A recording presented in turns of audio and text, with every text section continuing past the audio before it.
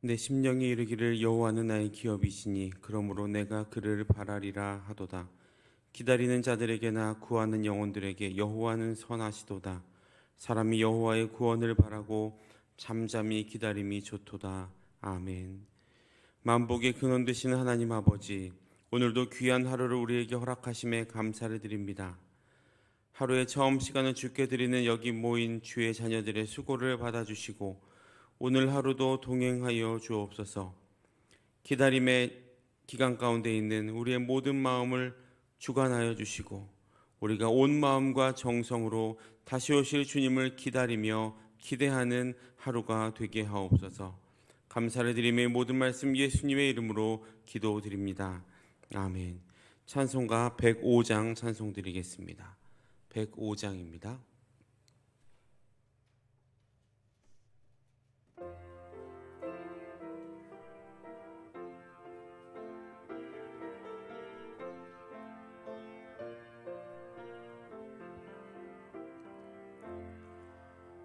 오랫동안 기다리던 주님 강림하셔서 죄에 매인 백성들을 자유 얻게 하시네.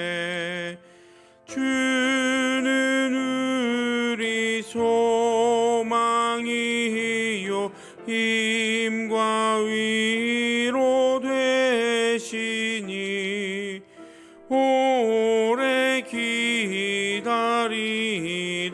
백성 많은 복을 받겠네. 모든 백성 구하려고 임금으로 오시니 영원토록 우리들을 친히 다스리시네. 죄로 상한 우리 마음 은혜로서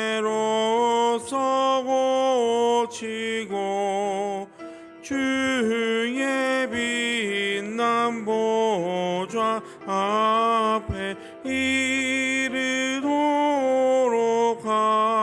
하소서. 아멘.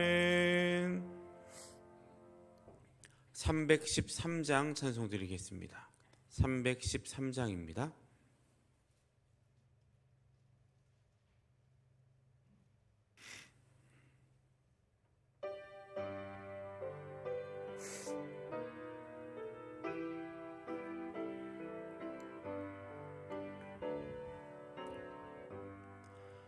내 임금 예수 내 주여, 이 죄인이 주님 앞에 한없는 은혜 받고서 내 생명 모두 드리오니 그 풍성하시는 종을 주 내게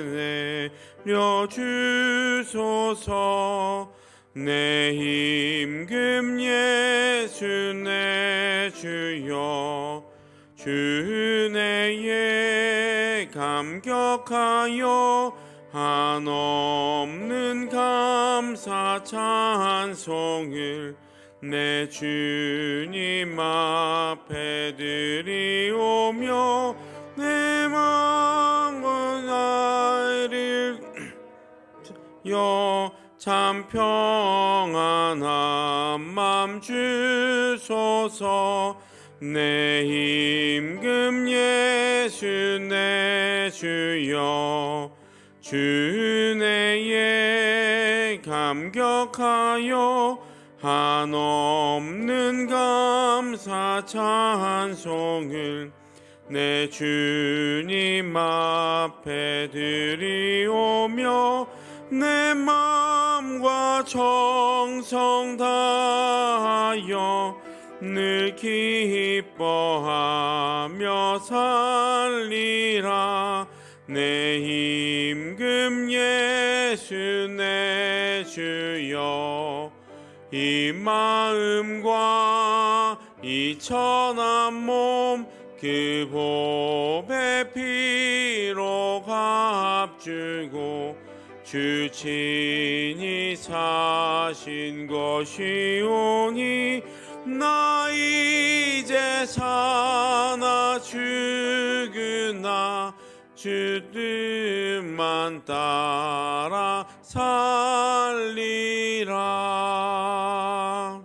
아멘. 오늘 우리가 함께 나눌 말씀은 베드로전서 5장 8절에서 11절까지의 말씀입니다. 베드로전서 5장 8절로 11절까지 신약성경 382페이지에 있습니다.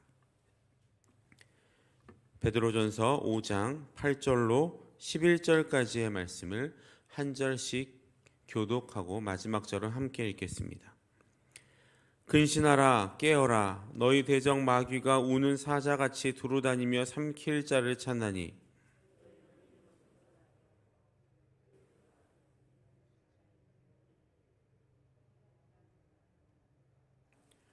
모든 은혜의 하나님 곧 그리스도 안에서 너희를 부르사 자기의 영원한 영광에 들어가게 하시니가 잠깐 고난을 당한 너희를 친히 온전하게 하시며 굳건하게 하시며 강하게 하시며 털을 견고하게 하시리라. 권능이 세세무궁하도록 그에게 있을지어다. 아멘. 할렐루야.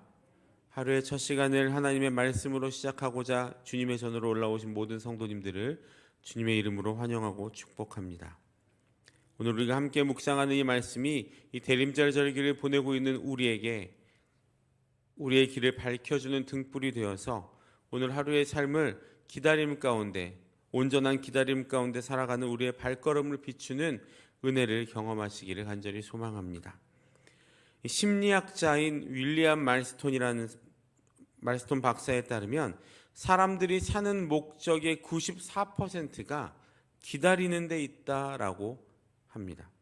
사람들은 그 많은 시간 또 그 많은 마음 그 생각을 전부 기다리는 일에 쓰고 있다고 해도 과언이 아닐 정도로 많은 부분 우리의 삶은 기다림이라는 것이 차지하고 있다라는 거죠. 사람들은 많은 시간 또 많은 마음 그 모든 생각을 기다리는 일에 사용하고 있습니다. 무엇인가를 기다립니다.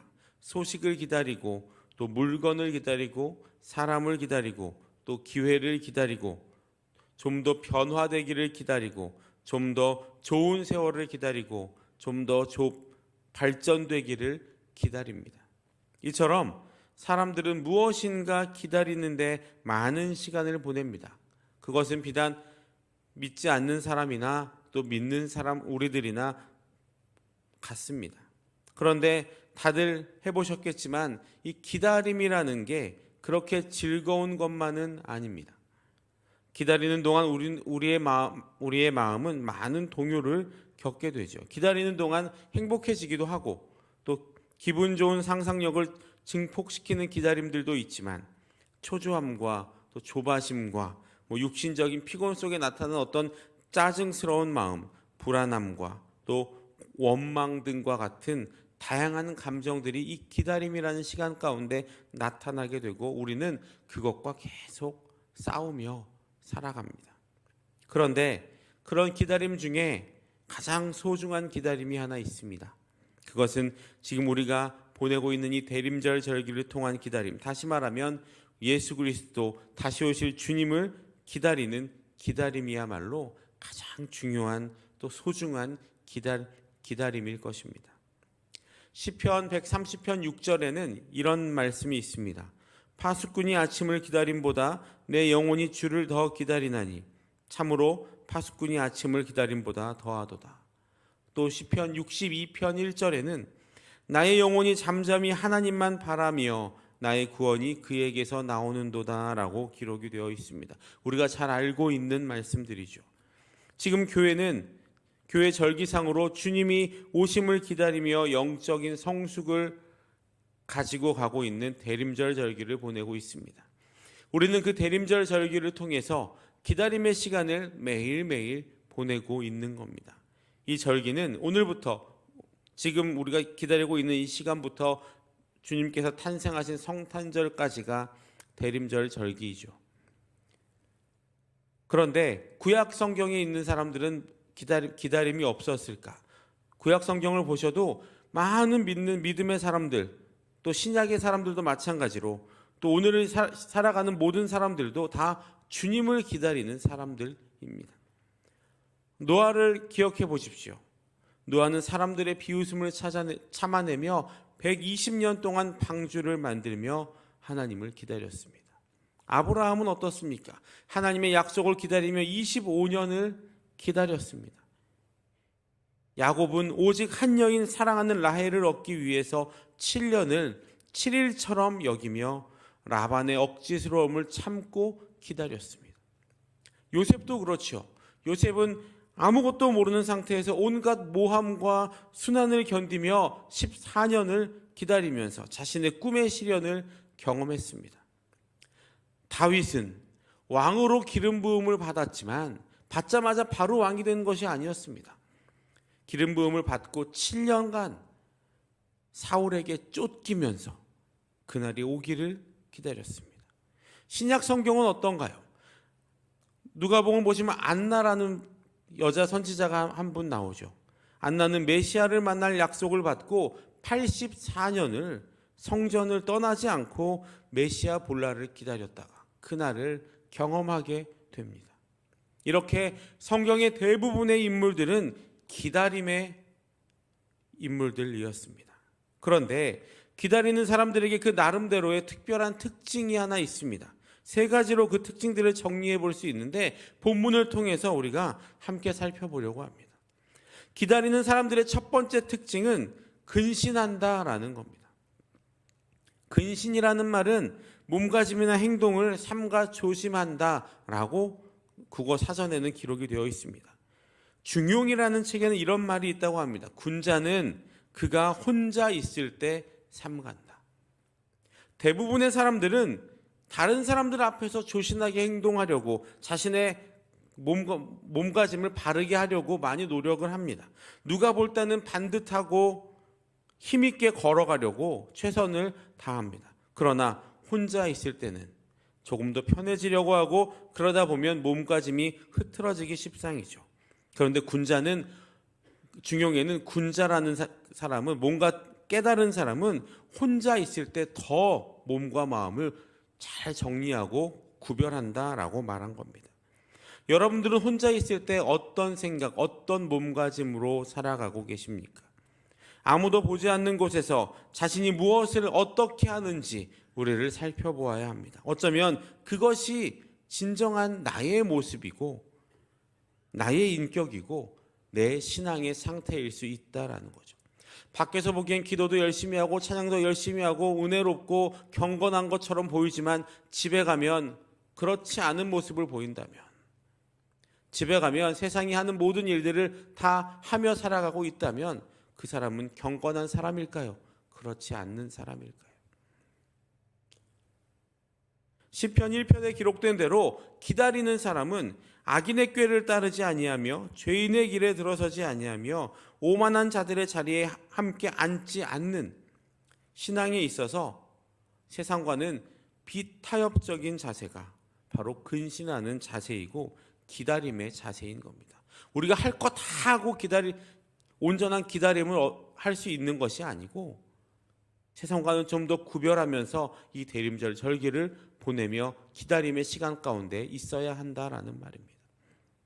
그렇게 근신하며 바른 자세로, 사람이 있던지 사람이 없던지 간에 근신하며 바른 자세로 주님 오심을 기다리시는 여러분들 되시기를 축복합니다. 기다리는 사람들의 두 번째 특징은 깨어있다라는 겁니다. 성도된 우리는 앞에서도 읽었지만 파수꾼입니다. 파수꾼은 누가 됐든 자신이 맡은 그 시간 동안은 늘 깨어 있어야 합니다.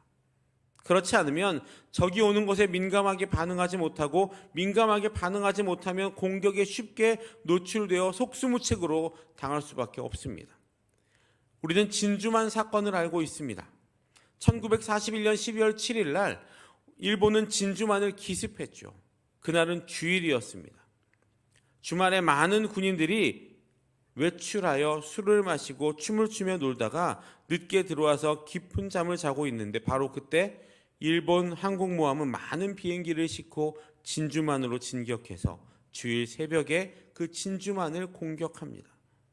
그 상황을 미국이 아예 몰랐던 것이 아닙니다. 당시 레이더 조종을 연습하던 군인이 레이더에 많은 비행기가 태평양 쪽에서 날아오는 것을 발견했고 상부에 보고했지만 상부에서는 아군 비행기가 연습하는 것이라고 말하고 그 보고를 무시했습니다. 그리고 그것에 대한 결과가 진주만 공습인 겁니다. 깨어있는다라는 것은 그냥 눈만 뜨고 있는 것이 아닙니다. 깨어있다라는 것은 민감함을 유지하고 있어야 한다라는 겁니다. 군인들이 보초를 쓸 때 그냥 깨어있으면 사실 잘 모릅니다. 하지만 민감하게 앞을 보고 있지 않으면 어두움을 뚫고 들어오는 적을 볼 수 없는 거죠. 우리가 오시는 주님을 맞이하기 위하여 가장 중요하게 할 일은 깨어있는 것. 그냥 눈만 뜨고 있는 것이 아니고 우리의 영적인 민감함을 유지하며 살아가야 한다라는 겁니다. 깨어있다라는 것은 영적인 민감함이 작동하고 있다. 레이더가 잘 작동하고 있다라는 것을 의미합니다. 이 영적인 민감함이야말로 파수꾼으로서 우리의 역할을 더 잘 감당하게 하는 것입니다. 자는 사람은 감각도 없고 의식도 없습니다. 그래서 보지도 못하고 듣지도 못하고 건드려도 잘 모르죠. 그런데 영적으로 자는 사람도 이와 같습니다. 어떤 사건을 만나든지 그것을 하나님의 역사와 연결짓지 못하고 세상적으로만 생각하고 그 문제를 신앙적으로 해결하려고 하지 않고 세상적으로 자꾸 내 힘으로 해결하려고 하다가 실패를 맛보게 되죠. 반대로 영적으로 깨어있는 사람은 늘 하나님을 바라보고 하나님을 향하여 나아가는 사람을 의미합니다. 개인적인 문제들, 가정의 문제들, 사업의 문제들 모든 것을 하나님 앞에 가지고 나와서 해결하는 사람들입니다.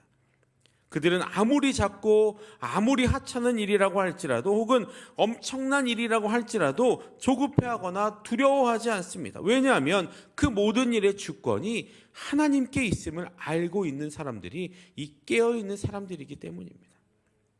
주님을 기다리며 사는 우리들은 이 세상에서 살고 있지만 이 세상에 속한 사람들이 아닙니다. 다시 말해서 이 세상의 가치관을 가진 사람들이 아니라 변화된 영적 가치관을 가진 사람들이라는 말입니다. 이 영적 가치관을 따라 우리는 이 세상에 안주하며 이곳이 좋사오니 하며 안주하며 살아가기보다 근신하며 깨어서 주님을 기다려야 합니다. 세상이 주는 행복에 모든 관심을 쏟으며 우리의 영적인 눈과 귀를 그 세상이 주는 행복에 가리는 우리가 되지 않기를 간절히 소망합니다. 기다리는 사람들의 세 번째 특징은 우리의 대적에 믿음으로 굳게 서서 대적할 수 있는 사람들입니다. 사자는 토끼를 잡을 때도 최선을 다한다라는 말이 있죠. 육식동물의 먹이사슬 중 가장 높은 곳에 있다는 사자처럼 우리 대적 마귀도 우리 믿는 자들의 영혼을 잡기 위해서 매 순간 최선을 다해서 우리의 영혼을 잡으려고 합니다. 오늘은 잡지 말고 내일 잡을까? 이러지 않고 바로 지금 이 시간도 우리의 영혼을 잡기 위해서 최선을 다하고 있다는 겁니다. 우리는 지금 그런 영적인 정글에서 생존 게임을 하며 살아가고 있는 사람들입니다. 우리의 대적 마귀는 우리가 함께 읽었지만 오늘도 우는 사자같이 은밀하고 잠복하여 삼킬 사냥감을 노리고 있습니다. 마귀는 타협의 대상이 아니고 대적의 대상입니다.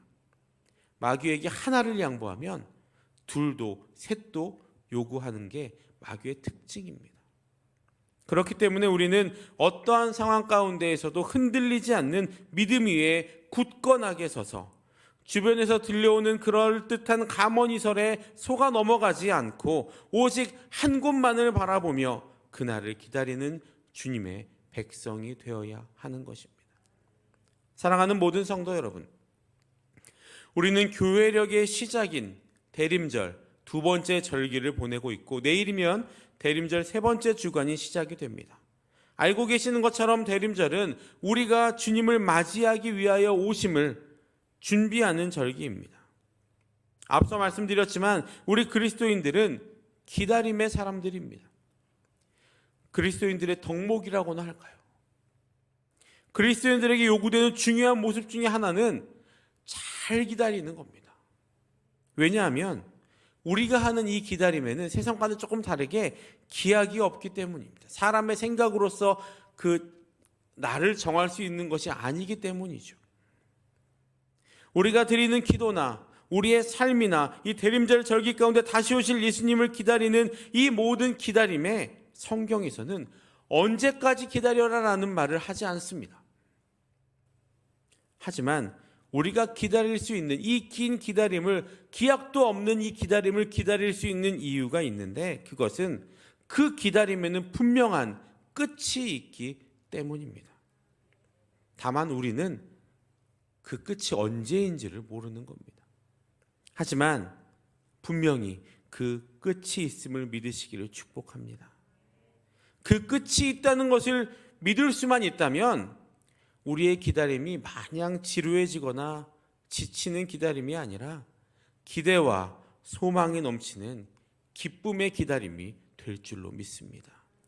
신앙생활이란, 바른 신앙생활이란 오시는 주님을 잘 기다리는 생활입니다. 구약의 성도들이 초림하는 메시아, 구원의 주님으로 오시는 예수 그리스도를 기다리는 생활을 그 몇천 년 동안 해왔다면 신약의 성도인 우리들은 재림하는 메시아, 심판의 주 예수 그리스도를 기다리는 삶을 살아가는 사람들입니다. 주님이 다시 오실 그날은 믿는 우리들에게는 축복의 날이고 영광의 날이고 기쁨과 환희의 날이 되겠지만 믿지 않는 자들에게, 깨어 근신하고 기다리지 못했던 자들에게는 심판과 멸망의 날, 재앙의 날, 두려움의 날이 될 것입니다. 함께 신랑과 들어가는 5 처녀가 되시겠습니까? 아니면 들어가지 못하고 밖에서 슬피 울며 이를 가는 5 처녀가 되시겠습니까? 우리가 기다리는 그날이 기왕이면 축복과 영광과 기쁨과 환희의 날이 되었으면 좋겠습니다. 그렇게 오랜 시간 지금 이렇게 열심히 기다리고 있는 그날이 기쁨의 날이 되는 것이 얼마나 행복한 일입니까? 그런데 그날이 슬픔의 날이 된다면, 나도 모르게 하루하루 살아가며 기다렸는데 그날이 슬픔의 날이 된다면 얼마나 억울한 마음이 생길까요? 우리가 기다리는 그날은 우리에게 있어서 기쁨과 축복의 날이 되기를 간절히 소망합니다. 그리고 그런 기쁨과 환희의 날의 주인공이 여기 있는 저와 여러분들이 되시기를 주님의 이름으로 축복합니다. 기도하겠습니다. 사랑의 주님, 감사합니다. 우리를 주님의 자녀로 삼으시고 기다림 가운데에서 낙심하지 않고 지치지 않고 기다릴 수 있는 힘을 매일매일 허락해 주심에 감사를 드립니다. 주님이 주시는 힘이 없이는 우리가 이 기다림을 끝까지 완수할 수 없음을 고백합니다. 오늘도 우리에게 새 힘을 허락하여 주시고 내일도 주님 다시 오실 그날까지 매일매일 새 힘을 허락하여 주셔서 우리가 맞이하는 그날이 우리에게 기쁨과 소망과 축복의 날이 되게 하시고 환희의 날이 되게 하여 주옵소서. 육신의 연약함을 놓고 기도하는 많은 성도들이 있습니다.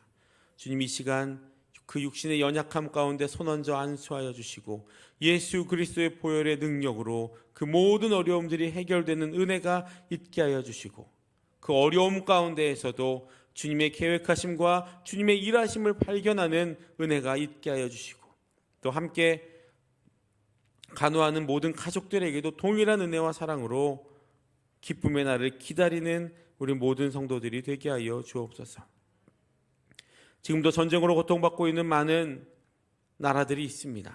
주님, 그들에게 위로함을 더하여 주시고 그 평화에 다시 오실 평화의 주님이 그날에 그곳에 임하셔서 다시는 전쟁이 일어나지 않고 다시는 슬픔과 아픔이 생기지 않는 기쁨의 날이 속히 오도록 인도하여 주시옵소서. 이 나라와 이 민족을 주님께 맡깁니다. 주님의 뜻대로 주님이 일하시는 대로 움직이는 나라를 우리가 바라보게 하시고 모든 위정자들이 겸손함으로 주님을 두려워하며 국민들을 위하여 일할 수 있는 그 나라가 속히 오도록 주님께서 인도하여 주옵소서. 슬픔 당한 가정이 있습니다. 그 가정을 위로하여 주시고 그 모든 어려움 가운데에서도 기쁨의 길을 바라보는 그 가정이 될 수 있도록 부활의 소망을 가진 가정들이 될 수 있도록 인도하여 주옵소서. 마음의 소원과 기도의 제목이 있어 1000번째 예물을 올려드립니다. 795번째 예물을 받아주시고 마음의 소원과 기도의 제목이 하나님의 때에 하나님의 방법으로 아름답게 응답되는 은혜가 있게 하여 주옵소서. 대림절 절기를 보내며 하루하루 살아가는 우리 주님의 백성들을 오늘도 붙들어 주시고 세상 속에서 하나님의 길을 예비하고 준비하는 자들이 되어 우리를 통해 다시 오실 주님을 많은 사람들이 기대하고 소망하는 은혜가 있게 하여 주옵소서. 감사를 드리며 이 모든 말씀 예수님의 이름으로 기도드립니다. 아멘. 주기도문 하시겠습니다. 하늘에 계신 우리 아버지, 아버지의 이름을 거룩하게 하시며 아버지의 나라가 오게 하시며 아버지의 뜻이 하늘에서와 같이 땅에서도 이루어지게 하소서. 오늘 우리에게 일용할 양식을 주시고 우리가 우리에게 잘못한 사람을 용서하여 준 것 같이 우리 죄를 용서하여 주시고 우리를 시험에 빠지지 않게 하시고 악에서 구하소서. 나라와 권능과 영광이 영원히 아버지의 것입니다. 아멘. 각자의 기도 제목으로 기도하시겠습니다.